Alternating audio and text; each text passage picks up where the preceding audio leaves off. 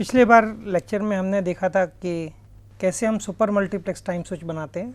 तो उसमें 16 हमने इनकमिंग लाइन ली थी, हर लाइन में एक इवन कैरियर सिस्टम आ रहा था।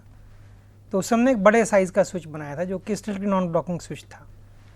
तो अब थोड़ा आगे बढ़ते हैं और देखते हैं हम टाइम और स्पेस को स्विचिंग को भी हम क्या कंबाइन कर सकते हैं। तो इस चीज़ को देखते हैं। तो अब हमने देखना है कि टाइम और स्पेस इन दोनों को कैसे जोड़ के हम स्विच बना सकते हैं। तो मैं एक एग्जांपल स्विच यहाँ पे लेता हूँ जो कि पहले स्टेज में, इसमें 2 स्टेज हैं और जैसे कि हम पहले स्टडी कर चुके हैं 2 स्टेज के स्विच ब्लॉकिंग स्विच होंगे। इसमें स्ट्रिक्टली नॉन ब्लॉकिंग कॉन्फ़िगरेशन बनाना इम्पॉसिबल है। तो इसमें ट्रू है और हम इसको एक्चुअली देखेंगे भी कि हाँ ये नहीं पॉसिबल होगा इसमें। तो हम बनाते हैं पहले स्टेज के अंदर कुछ टाइम स्विच। तो टाइम स्विच में एक स्पीच मेमोरी होगी जहाँ पे मेरे पास टाइम स्लॉट्स आ रहे होंगे इसके अंदर, एक 0 to 125 माइक्रोसेकंड के अंदर। तो चूँकि हम हिंदुस्तान में हैं तो हम इसके अंदर 32 स्लॉट को काउंट करेंगे, 0 से लेकर 31 तक जो आएंगे हमारे पास। तो इवन कैरियर सिस्टम है। ये स्पीच मेमोरी के अंदर स्टोर किया जाएगा। इसको SM लिख देते हैं, स्पीच मेमोरी है ये। और इसको कंट्रोल करने के लिए मेरे पास होगी एक कंट्रोल मेमोरी। पहले इसके बारे में डिस्कस कर चुके हैं कि किस तरीके से हम स्पीच मेमोरी और कंट्रोल मेमोरी से हम एक टाइम स्लॉट इंटरचेंजर या टाइम स्विच कैसे बना सकते हैं। तो पहले हम इसके अंदर किसी भी इनकमिंग स्लॉट के अंदर जो भी कुछ है इसको हम किसी और स्लॉट पोजीशन पे मूव कर सकते हैं। इसका मतलब ये होता है टाइम स्विच ये करेगा। तो ऐसे हम एक की जगह हम कई ले सकते हैं। तो हम एक और लेते हैं इसी तरीके से। हम 4 ड्रॉ कर लेते हैं। तो मेरे पास 4 कंट्रोल मेमोरी होंगी यहाँ पे।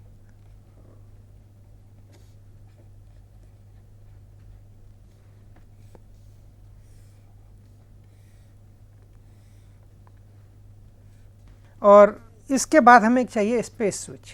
तो यहाँ पे ये तो हमें मालूम है कि मान लीजिए हम इनपुट नंबर 0 है ये मेरे पास, स्लॉट नंबर मान लीजिए मेरे पास से आई है और इसके बाद मैं एक बनाऊंगा स्पेस स्विच। इसको मैं इस तरीके से ड्रॉ करता हूँ। ये बेसिकली क्रॉस बार है।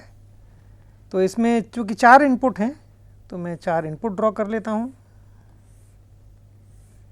और 4 आउटपुट हैं।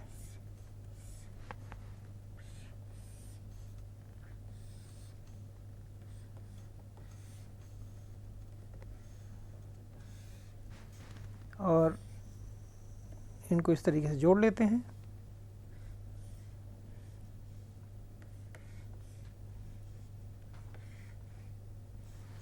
ये हमारे पास हो गया टाइम और स्पेस स्विच 2 स्टेज का।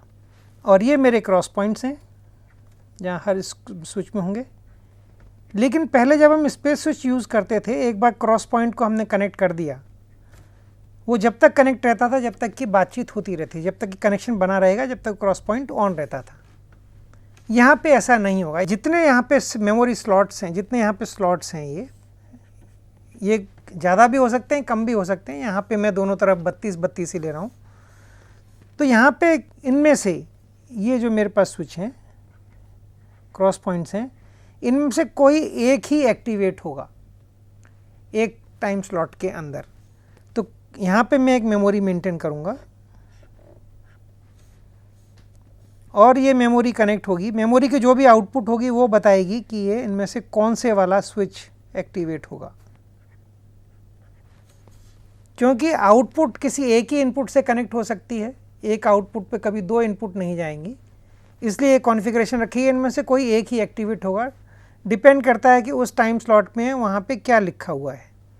तो इनकी वैल्यू होगी 0, 1, 2 और 1 यहाँ पे होना चाहिए 2। इसको ठीक कर लेते हैं। यहाँ पे 2 होगी और यहाँ पे 3 होगी। तो अगर जब भी 0 आएगा जिस टाइम स्लॉट में, वहाँ पे 0 वाला ये कनेक्शन स्नैप हो जाएगा और यहाँ पे वो उस टाइम स्लॉट में जो भी स्लॉट है वो यहाँ पे कनेक्ट होके इस वाले आउटपुट पे चला जाएगा इस जगह पे। तो ऐसे ही हम को और कंट्रोल मेमोरी बनानी पड़ेंगे जितने हमारे पास आउटपुट पोर्ट हैं।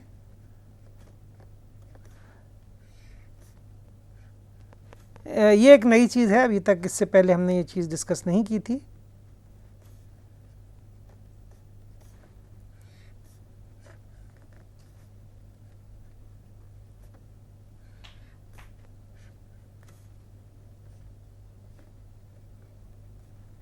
ये एक और हमने कंट्रोल मेमोरी बना दी।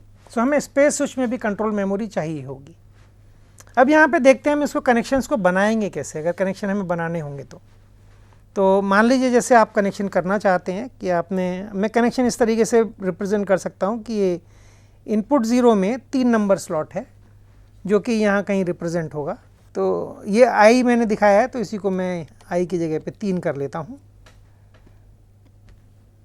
तो ये 3 नंबर स्लॉट है, तो ये 0 3 रिप्रेजेंट करता है। और मेरे को किसी मान लीजिए आउटपुट पे यहाँ पे ले जाना है, ये वाला नंबर होगा मेरा आउटपुट का 2। ठीक, ये हुआ 1 2 3। सो 2 आउटपुट में मान लीजिए मैं इसको 30 नंबर स्लॉट पे ले जाना चाहता हूँ, ये पॉसिबल है। तो मेरा जो कनेक्शन है 2 में 30 नंबर स्लॉट पे मैप करना है। तो ये जो बाइट है, जो पहले 0th इनपुट के अंदर जो आ रहा है तीसरे स्लॉट पे, एक बाइट होगा 8 बिट का, उस बाइट को मेरे को यहाँ पर ट्रांसफ़र करना है। यहाँ पर भी फ्रेम है यहाँ पे, लेकिन मैं तीसरे नंबर स्लॉट में फिट करूँगा और यहाँ पर ये 3 नंबर पे होगा। तो इसको यहाँ से यहाँ ले जाना है मेरे को। तो ये कैसे होगा? तो इसके लिए पहले मेरे को ये देखना होगा कि मेरे जो स्विच हैं, टाइम स्विच हैं, ये किस तरीके के हैं। ये 2 तरीके के हो सकते हैं, या तो राइट साइक्लिक और रीड असाइक्लिक। मतलब लिखते हम साइक्लिक तरीके से हैं बट रीड हम असाइक्लिक तरीके से करते हैं, जो कंट्रोल मेमोरी गवर्न करता है, कंट्रोल मेमोरी उसको डिसाइड करता है। या ये पॉसिबल है ये राइट असाइक्लिक हो, राइट करते वक्त कंट्रोल मेमोरी गवर्न करेगी या डिसाइड करेगी, और रीड करते वक्त हम बस साइक्लिकली रीड कर लेंगे, पहले स्लॉट में पहला, दूसरे स्लॉट में दूसरी पोजीशन, तीसरे स्लॉट में तीसरी पोजीशन स्पीच मेमोरी की। तो हमें 0 से 3 करना है। तो यहाँ पे मैं कहीं भी, अगर आप नोट करेंगे आउटपुट में, इधर कहीं मैं स्लॉट को चेंज नहीं कर सकता हूँ, यहाँ भी स्लॉट चेंज नहीं कर सकता हूँ। स्लॉट को खाली यहीं चेंज किया जा सकता है पहली स्टेज में।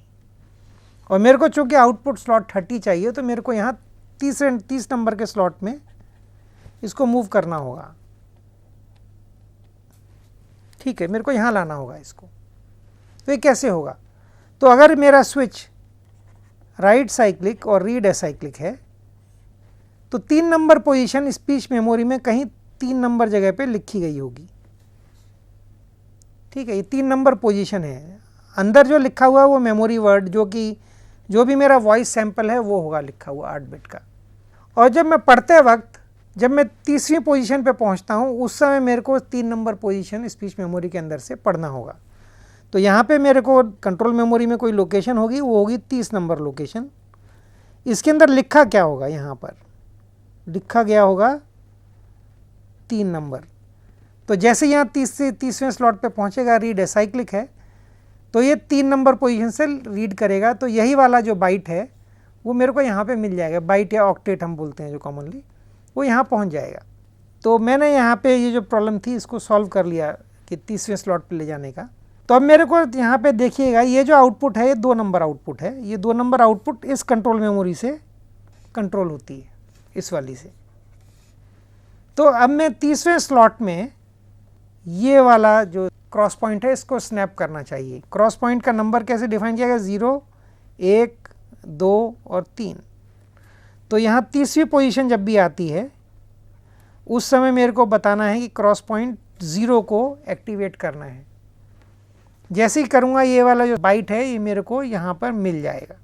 ठीक है, ये स्विच इस तरीके से काम करेगा। तो मैं किसी भी तरीके की कनेक्शन मैपिंग को इस कंट्रोल मेमोरी के आधार पे कर सकता हूँ।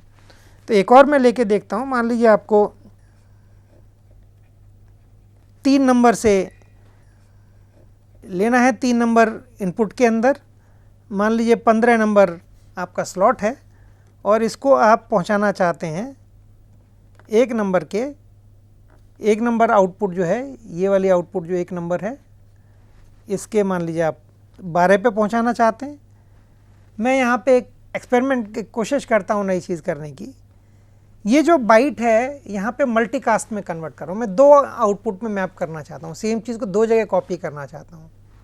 तो हम ये भी चेक कर लेते हैं क्या ये पॉसिबल है कि नहीं पॉसिबल है इसमें। तो मान लीजिए मैं इसको यहाँ इधर भी देना चाहता हूँ, एक और इनपुट में तय करता हूँ कि मैं इसको 3 के 16वें नंबर में देना चाहूँगा। ऐसा कर सकते हैं। तो क्या हम ये कर पाएंगे? तो अगर हम इसको देखते हैं तो हम यहाँ 3 पर आते हैं। यहाँ पर एक स्लॉट है जो 15 नंबर पे है, ये स्लॉट मैंने ड्रॉ किया। अब मेरे को यहाँ पर इस फ्रेम में इसको 2 जगह रखना पड़ेगा, एक तो 12 पे और एक 16 पे, एक जगह नहीं रखना पड़ेगा। ठीक है, लिखते वक्त ये स्पीच मेमोरी के अंदर लोकेशन होगी इसकी 15 और ये वर्ड यहाँ स्टोर हो जाएगा 15 पे। बट मैं इसको 2 बार रीड करूँगा, एक बार 12 पे एक बार 16 पे। तो कंट्रोल मेमोरी में 2 लोकेशन होंगी, एक लोकेशन है 12 और एक होगी 16।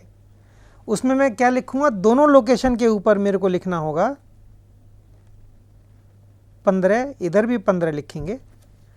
तो ये 15वां स्लॉट 2 बार रीड होगा और ये यहाँ पर एक जगह 12 लोकेशन पे मेरे को मिल जाएगा और एक बार 16 लोकेशन पे मेरे को मिल जाएगा। ये 12 है, ये 16 है, यहाँ पर ये 15 पे था, अब 2 जगह मेरे को मिला। तो अब चूंकि मेरे को एक बार है इस वाले स्विच में जाना है, तो हम आते हैं इस कंट्रोल मेमोरी में। इस कंट्रोल मेमोरी में जब ये 12वें स्लॉट पे आएगा, उस समय मेरे को ये तीसरी इनपुट को, इस पर्टिकुलर क्रॉस पॉइंट को एक्टिवेट करना है। तो मैं यहाँ पे रखूँगा वैल्यू को 3, तो ये क्रॉस पॉइंट स्नैप हो जाएगा और ये 12वां स्लॉट यहाँ से कॉपी होते हुए 1 नंबर को चला जाएगा और यहाँ पे कहाँ पे अपीयर होगा, यहाँ पे 12वीं लोकेशन पे अपीयर होगा। और जैसे ही अब मैं क्या करता हूँ, मेरे को यहाँ पे 16वें नंबर पे भी जाना है, 3 नंबर पे यहाँ कहीं होना चाहिए, यहाँ पहुँचना चाहिए मेरे को 16वें नंबर पे। सॉरी, यहाँ पे नहीं, नीचे वाले में होगा ये, यहाँ पे कहीं मेरे को पहुँचना है 16 नंबर पे। तो मैं यहाँ पे इस आउटपुट को देखता हूँ, मेरे को इस कंट्रोल मेमोरी में 16वें नंबर पे इस क्रॉस पॉइंट को स्नैप करना होगा। तो यहाँ पे मैं लिखूँगा 3, जिससे कि ये क्रॉस पॉइंट स्नैप होगा, तो यही लाइन से मैं इधर भी भेज पाऊँगा। तो मैं मल्टीकास्ट भी कर सकता हूँ इसके अंदर। लेकिन इसमें एक सवाल पैदा उठता है, क्या ये स्विच ब्लॉकिंग है? ब्लॉकिंग का मतलब अगर इनपुट खाली और आउटपुट खाली है, क्या ये सिचुएशन हो सकती है कि मैं कनेक्शन सेट ही ना कर पाऊँ? ये स्विच एक्चुअली ब्लॉकिंग स्विच होगा। अगर आप गौर से नोट करें तो पहले स्लॉट के अंदर ये जो पहली वैल्यू है सारी मेमोरी में, ये बताती है कि ये स्विच का कनेक्शन कैसे हो रहा है। ठीक है, ये क्रॉस बार की तरह काम कर रहा है। हर स्लॉट में क्रॉस बार की कॉन्फ़िगरेशन चेंज हो रही है। तो ये ऐसे लग रहा है जैसे कि एक ही स्पेस स्विच है, लेकिन हर स्लॉट में एक डिफरेंट स्विच की तरह काम करता है। तो इसलिए हम इसको बोलते हैं टाइम मल्टीप्लेक्स स्विच।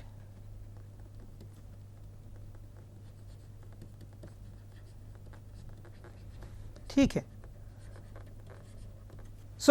ये कॉन्फ़िगरेशन एक तरीके से अगर हम देखेंगे तो हम दूसरे तरीके से, अगर स्पेस स्विच होते दोनों तो कैसा दिखता।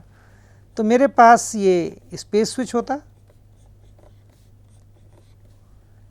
ठीक, 4 स्पेस स्विच थे और यहाँ पे फिर में एक और स्पेस स्विच है और यहाँ पे 4 इनपुट आ रही होती। ठीक, यहाँ पे 32 होते, 0 से 31, हर में 32 इनपुट पोर्ट। तो ये मैं इस प्रकार 32 स्विच बनाता है। ये होगा 0 लिखते हैं,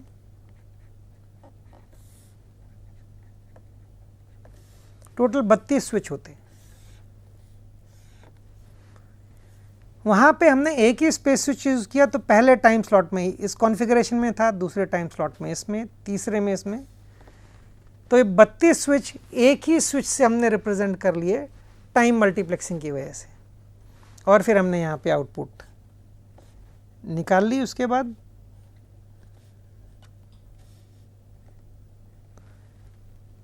और यहाँ पे जब हमने देखा था हमारे पास 4 टाइम मल्टीप्लेक्स इनपुट थी, यहाँ पर भी 4 टाइम मल्टीप्लेक्स इनपुट होनी चाहिए, वो 4 ही होंगी। लेकिन हम यहाँ पे क्या करेंगे, यहाँ पे सबके पहले इनपुट को लेंगे, ये पहले टाइम स्लॉट में है, दूसरे में है, ये तीसरे में है, ये चौथे में है, ये आखिरी में है, और इसको हम मल्टीप्लेक्स करते हैं तो ये वही कॉन्फ़िगरेशन बन जाती है। ठीक है, ये 32वां, ये 4 मल्टीप्लेक्सर होंगे। इस तरीके से हमारे पास 4 टाइम मल्टीप्लेक्स्ड स्ट्रीम बन जाएंगे। तो इस तरीके से 4/4, और इसको यहाँ पे आप चाहें तो इसको इस तरीके से लिख सकते हैं। ये टाइम मल्टीप्लेक्स स्ट्रीम आपने लिया और उसको आपने स्पेस में कन्वर्ट कर दिया। दोनों स्विच इक्विवेलेंट हैं एक्चुअली, ये दोनों स्विच इक्विवेलेंट हैं, जो यहाँ पे है, जो हमने पीछे किया। अब हम इसको एक्चुअली ऑब्जर्व करते हैं तो ये 2 स्टेज का स्विच है, और 2 स्टेज का स्विच कभी भी स्ट्रिक्टली नॉन ब्लॉकिंग नहीं हो सकता है, ये हम पहले ही देख चुके हैं। तो इसलिए स्विच एक्चुअली ब्लॉकिंग स्विच है। तो इसमें हम कॉन्फ़िगरेशन को थोड़ा चेंज करके देख सकते हैं। हम पीछे वापस उसी स्विच में जाते हैं, और मैं एक इसी स्विच में हम वापस जा रहे हैं, और ये WCRA स्विच है। अब मैं यहाँ पर इन कनेक्शन की जगह हम दूसरे कनेक्शंस की बात करते हैं, तो जिससे कि ये चीज़ क्लियर हो जाएगी। ख़ासतौर पे मैंने एक आपको यूनिकास्ट दिखा दिया, एक मल्टीकास्ट दिखा दिया।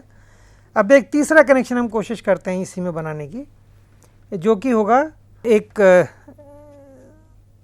दूसरी कॉन्फ़िगरेशन में। इसको हम बोलेंगे कि मान लीजिए हम इसको 3-5 को हम जाना चाहते हैं 1-10 पे। 1-10 कहीं इस्तेमाल नहीं किया गया, 3-5 भी कहीं इस्तेमाल नहीं किया गया, और 3, ये एक एग्जांपल है ब्लॉकिंग का। 3-7 को हम ले जाना चाहते हैं, इसको हम किसी और जगह ले जाना चाहते हैं, 2-10 पे ले जाना चाहते हैं मान लीजिए। क्या ये पॉसिबल हो पाएगा? यहाँ पे अब समस्या ये है कि पहले वाले कनेक्शन को आपने सेट किया, सो 3-5 यहाँ कहीं था, आपको यहाँ पे 10 पे लाना है, तो आपको 10 यहीं पर ही एक्चुअली ट्रांसफ़र कर सकते हैं, और कहीं पॉसिबल नहीं है। और यहाँ पे 3-7 भी है, 3-7 मान लीजिए यहाँ पर है, तो इसको भी 3-7 को भी यहाँ 10 पे लाना पड़ेगा। और जब पहले स्विच में ले जाना है तो इस कंट्रोल मेमोरी में 10वें स्लॉट पे हमें लिखना है, और दूसरे नंबर की कंट्रोल मेमोरी में 10 पे लिखना है। इन दोनों पे, ये 0 नंबर आउटपुट है, इस पे और इस पे लिखना होगा हमको, इन दोनों पे। तो ये 1-10 के लिए तो 10वें स्लॉट के अंदर हमें कुछ एंट्री करनी पड़ेगी, जो कि होगी 3 नंबर एंट्री, और यहाँ पर भी 10वें स्लॉट के अंदर हमें एंट्री करनी पड़ेगी, जो कि 3 नंबर एंट्री होगी। लेकिन यहाँ 10 में खाली एक ही जा सकता है। तो अगर ये राइट साइक्लिक है और रीड एसाइक्लिक है, तो 5 वाला बाइट पहले लिखा जाएगा, उसके बाद उसी मेमोरी पे लोकेशन पे 7 नंबर 5 वाला 5वीं लोकेशन पे लिखा जाएगा कंट्रोल मेमोरी में, और 7 वाला 7वीं लोकेशन पे लिखा जाएगा। लेकिन जब 10 का नंबर आएगा तब पढ़ेगा कौन सी लोकेशन से। सो जैसे 10 स्लॉट आता है, उस समय जो कंट्रोल मेमोरी में हम एक ही चीज़ लिख सकते हैं, 2 चीज़ लिख ही नहीं सकते हैं। या तो हम 5 को लिख पाएंगे या 7 को लिख पाएंगे। अगर 5 लिखा होगा तो 5 यहाँ पे मैप होगा, 7 होगा तो 7 लिखेगा, तो एक हम कनेक्शन नहीं बना सकते। ये एक एग्जांपल है कि ये ब्लॉकिंग सिस्टम है। तो अब इसी को हम थोड़ा बदलाव करते हैं और इसको बनाते हैं। अब मैं एक्चुअली अब इसको एक फ्रेश बना लेते हैं। चलिए ऐसा करते हैं, इसको WCRA हम रहने देते हैं, एक फ्रेश सिस्टम बनाते हैं। वहाँ पर भी हम इसी प्रकार 4 मेमोरी लेंगे,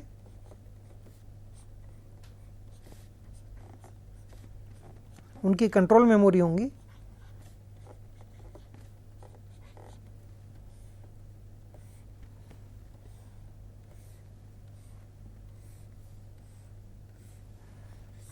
और उसी प्रकार एक स्पेस स्विच होगा 4x4 का।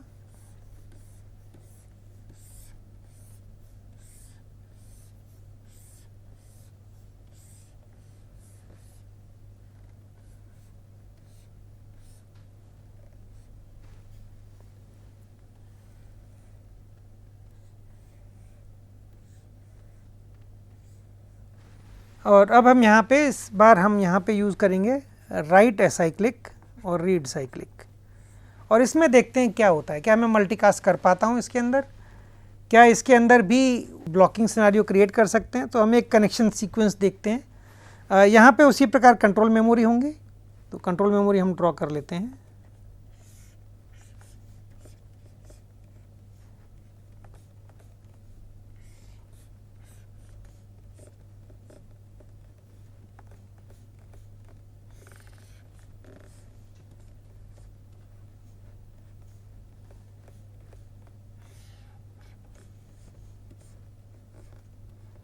कंट्रोल मेमोरी कभी भी इस तरीके से नहीं लगाई जाती हैं कि अगर हम चाहें कि कहें हम कंट्रोल मेमोरी हम इस तरीके से लगा सकते हैं,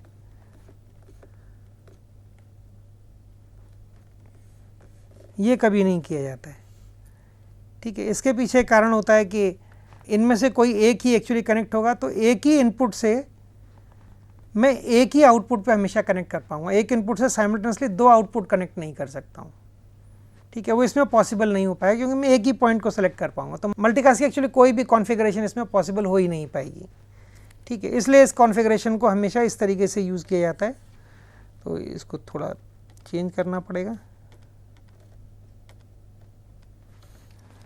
तो अब इसमें आते हैं कि हम कनेक्शन कौन से सेट करेंगे। तो हम लिखते हैं 1 2 से, ये पहला नंबर इनपुट है। अच्छा, हमने 4 का ड्रॉ कर लिया, हम इसको 3 का कर लेंगे जिससे कि आसानी हो जाए। तो हम 1 को हटा देते हैं, तो इसी प्रकार इसको भी हटा देते हैं। ठीक, तो 3 ही है खाली हमारे पास, तो आसान रहेगा। 1 2 से 2 5 कनेक्शन करना है, 2 10 से 1 3 करना है। हम 2 10 से, ये मल्टीकास्ट हो गया कि एक ही इनपुट से हम दो जगह करना चाहते हैं। पिछली बार हम ये कर पाए थे इस टाइप का, इस बार शायद नहीं हो पाएगा। 3 5 से हम 1 10 पे करना चाहते हैं, 3 7 से हम 2 10 पे करना चाहते हैं, और मान लीजिए 3 12 से 3 10 पे करना चाहते हैं। यहाँ पे क्या होगा ये देखते हैं। तो पहला कनेक्शन सेट करेंगे, तो इसके लिए हम एक यहाँ पे लिख लेते हैं कंट्रोल मेमोरी, इसको बोलेंगे CM11 CM12, पहली स्टेज पहली मेमोरी। तो इसको हम 1 2 3, मैं 0 से शुरू नहीं कर रहा हूँ क्योंकि मेरे नोट्स में वैसा है, तो बिल्कुल वैसे ही मैंने कर दिया है। और इसको बोलेंगे CM21। तो यहाँ पे हम लिख लेते हैं कहाँ पे क्या क्या लिखा जाएगा डिफरेंट कनेक्शन के लिए।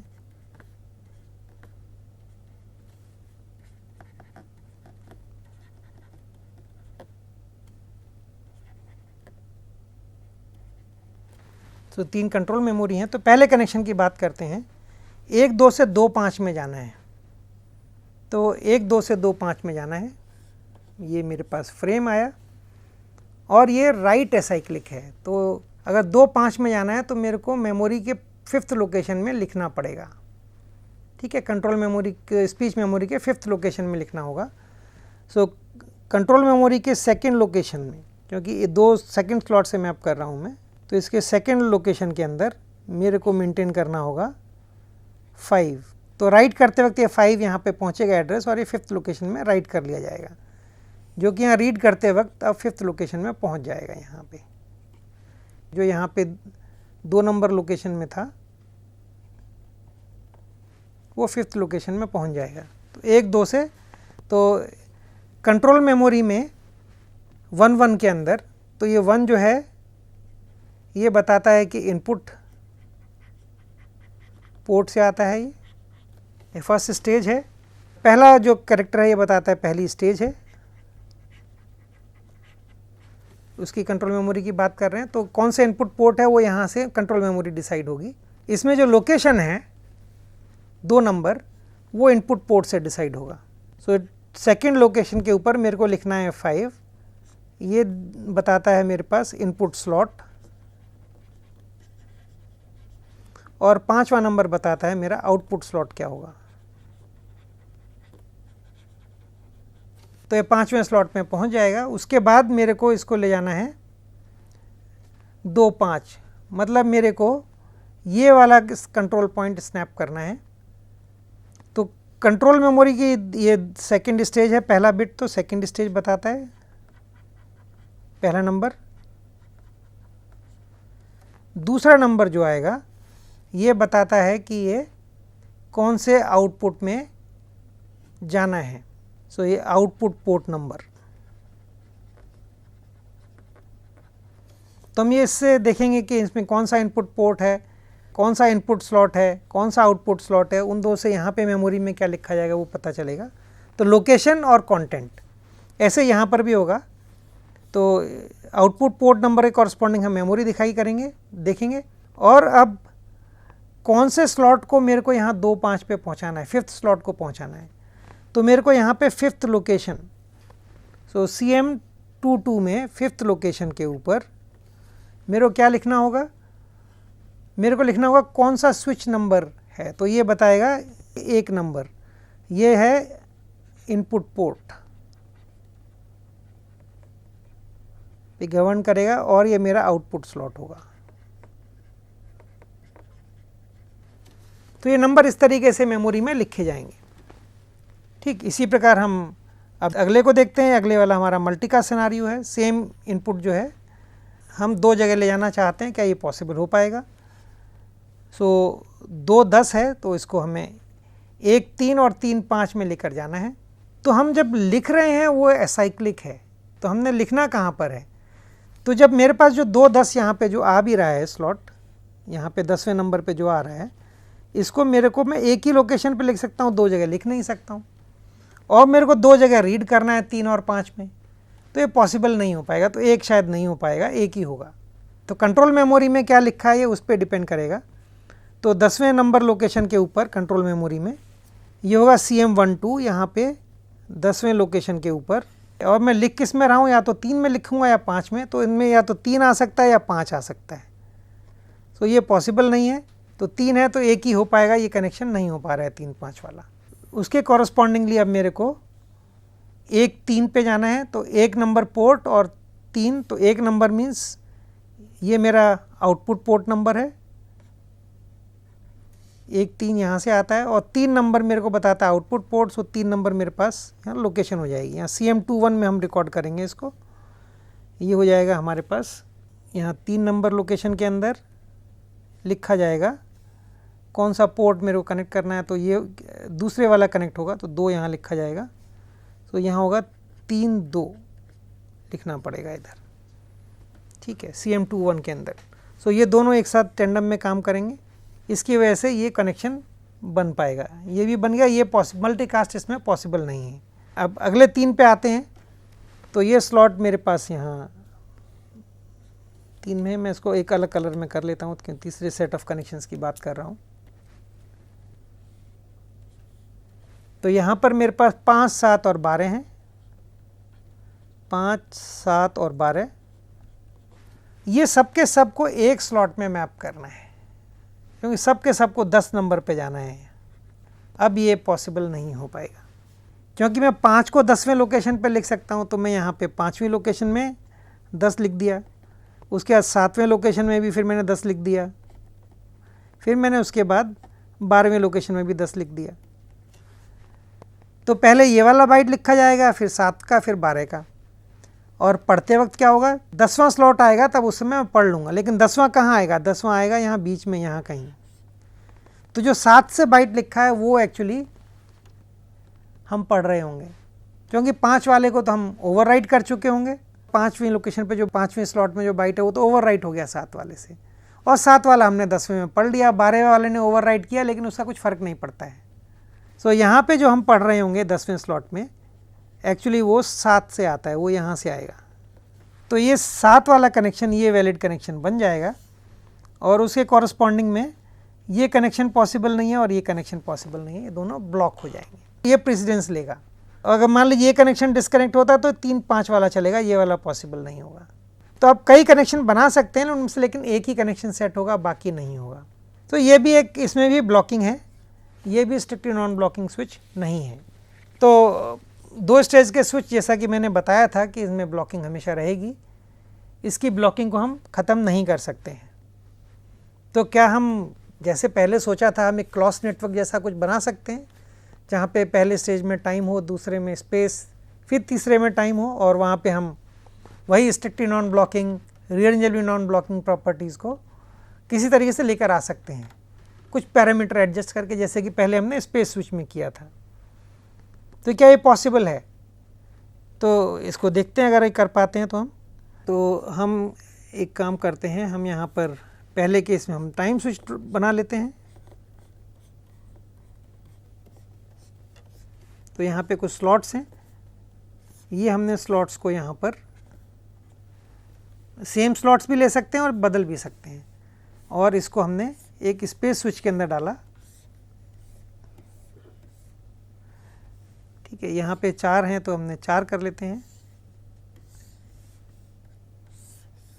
यहाँ पे हम एक और टाइम स्विच लगा देते हैं।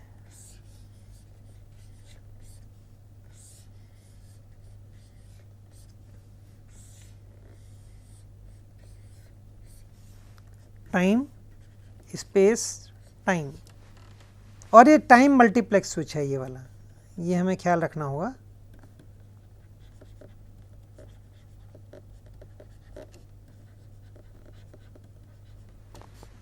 तो ये किस तरीके से दिखेगा, हमें जितने यहाँ स्लॉट हैं ये उतने नंबर ऑफ स्विचेस को इमुलेट कर रहा है बार बार टाइम मल्टीप्लेक्स करके। सो टेक्निकली मेरे पास ये एक्चुअली एक इस तरीके के स्विच में कन्वर्ट हो गया। अगर मैं स्पेस स्विच बनाता हूँ तो जितने मेरे इनपुट पोर्ट यहाँ पर हैं वो मेरे यहाँ पोर्ट हैं, और जितने मेरे पोर्ट यहाँ पर हैं इस वाली जगह पे वो पोर्ट यहाँ पर होंगे आउटपुट स्विच में, आउटपुट पोर्ट्स जो होंगे फर्स्ट स्टेज में। मेरे पास मिडिल स्टेज जितनी होंगी, जितने ये स्लॉट्स हैं, ये उतने ही टाइम मल्टीप्लेक्स्ड स्विचेस को, स्पेस स्विचेस को इमुलेट कर रहा है। और तीसरे इसमें वही है, वापस यहाँ पर जा रहे हैं तो हम ये वैसी ही सिचुएशन बन रही है। ये तो मेरा क्लॉस नेटवर्क बन गया, अब तो ये भी क्लॉस नेटवर्क है। तो यहाँ पर भी वही कंडीशन होगी कि कब ये स्विच स्ट्रिक्टली नॉन ब्लॉकिंग होगा, कब रीअरेंजेबली नॉन ब्लॉकिंग होगा। तो ये मेरा M1 हुआ, ये मेरा N1 हो गया, और ये R2 टाइम मल्टीप्लेक्स स्विच की तरह काम करेगा। ये मेरे पास 1 से लेकर R1 हो गए, 1 से लेकर R3 हो गए। इस केस में दोनों बराबर हैं। ये मेरे पास बना N3, ये उतना ही होगा जितना यहाँ पर है, जितना है वही यहाँ आना चाहिए N1, this should be equal to N3। ठीक है, और ये टाइम मल्टीप्लेक्स स्विच है। तो अगर मेरे पास ये जो N1 की वैल्यू है, या जो R2 है, जो बेसिकली मेरे पास आएगा, R2 is equal to N1 is equal to M3। अगर ये वैल्यू मेरी बड़ी होती है M1 प्लस N3 माइनस 1 से, मतलब सब किसी तरीके से मैं यहाँ पे नंबर ऑफ स्लॉट्स को 125 माइक्रोसेकंड में इनसे बड़ा कर देता हूँ, तो मेरा ये switch strictly non blocking switch हो जाएगा। और यही अगर R2 की वैल्यू मैक्सिमम ऑफ M1 और N3 के बराबर हो जाती है तो ये स्विच रीअरेंजेबली नॉन ब्लॉकिंग हो जाएगा, उसी क्लॉस थ्योरम से जिससे हमने पहले इसको किया था। तो अभी हम इस लेक्चर को यहीं पे रोकते हैं। इसके बाद हम देखेंगे इसी 3 स्टेज के अंदर हम एक ब्लॉकिंग कंडीशन क्रिएट करके एक्चुअली स्विच बनाएंगे जो कि मेरे पास रीअरेंजेबली नॉन ब्लॉकिंग स्विच होगा, और फिर हम उसको कोशिश करेंगे कि उसमें ब्लॉकिंग हो। उस ब्लॉकिंग को हम निकालने की कोशिश करेंगे स्लेपेन-ड्यूगिट थ्योरम को इस्तेमाल करते हुए एक पॉल्स मैट्रिक्स के थ्रू। ठीक है, और उसके बाद हम देखेंगे STS, और अभी हमने TST स्विच देखा है। फिर अब space time space configuration possible है कि नहीं, उसकी कॉन्फ़िगरेशंस को देखेंगे अगले लेक्चर में। और ये जो जब ये सिचुएशन हो जाती है, जब मेरे पास इनपुट स्लॉट्स और आउटपुट स्लॉट्स अलग अलग नंबर के हो जाते हैं, इसको कैसे रिप्रेजेंट, इसको कैसे सर्किट को कैसे बनाएंगे, क्योंकि इससे पहले जो हमने सर्किट देखा था वो उसमें दोनों साइड बराबर थी, एक स्पीच मेमोरी और एक कंट्रोल मेमोरी को यूज़ करके हमने इसको बनाया था। ठीक है, तो ये डुअल मेमोरी कॉन्फ़िगरेशन से बनाया जाता है। इसमें 2 स्पीच मेमोरी होंगी, एक में हम लिख रहे होंगे कम गति से, दूसरी में हम ज़्यादा गति से पढ़ रहे होंगे। अगर वो मेरे जो नंबर ऑफ़ स्लॉट्स जो हैं अगर ज़्यादा हैं आउटपुट साइड में, और थर्ड स्टेज में उसका उल्टा होगा एग्जैक्टली। ठीक है, सो ये हम अगले लेक्चर के अंदर देखेंगे।